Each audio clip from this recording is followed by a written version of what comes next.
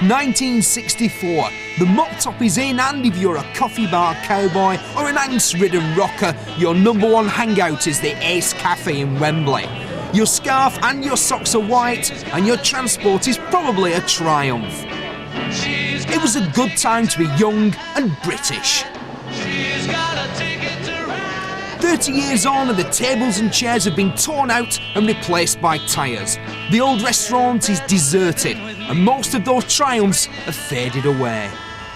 But there are plans afoot to resurrect the Ace, and if everything goes according to plan, in 12 months' time, this could once more be a mecca for motorcyclists. But you're far less likely to be rolling up outside on some rusting relic of a benighted British bike industry, and far more likely to be aboard one of these. They've sold thousands already, and hardly anyone's even sat on the thing. It is the latest and possibly the greatest motorcycle that Triumph have ever made, the T595 Daytona. But just before we get going, a quick history lesson. In the 90s, the new Triumph have forged a reputation for solid but rather sensible machinery. In 1995, they cleaned up with a nostalgic 60s throwback, the Thunderbird. Nice, but most definitely a blast from the past. Triumph know their history, but that doesn't mean they're living in the past. Beneath this bodywork beats their trademark triple, but it's been enlarged to 955cc's and breathed on by Lotus to produce 115 brake horsepower. It's all held up off the floor by this super light and really rather svelte aluminium alloy frame.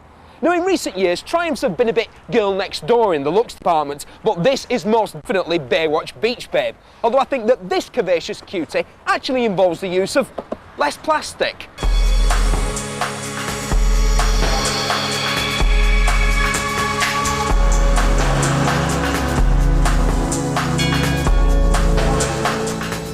You might think that 10 grand's a lot of brass for a bike, but believe me, it's belting value for money.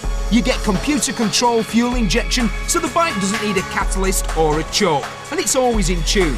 It certainly feels that way, but the gearbox is a bit notchy. With its 3 cylinders, it falls perfectly between a trendy twin and a flawless 4-cylinder machine. There is a deeply horrible flat spot at 5,000 RPM, but that can be easily sorted. You even get a 2-year warranty.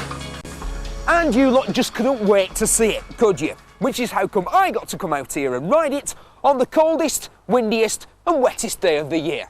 Thanks.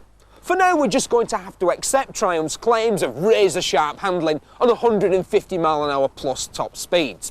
The T95 is very impressive on paper, but it has a couple of very powerful rivals who've already proved themselves in the real world.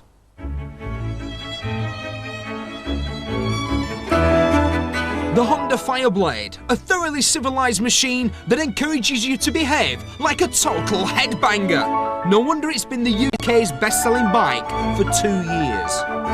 There is one other very good reason why the Blade has been king of the hill for so long, and that's quite simply is the cost.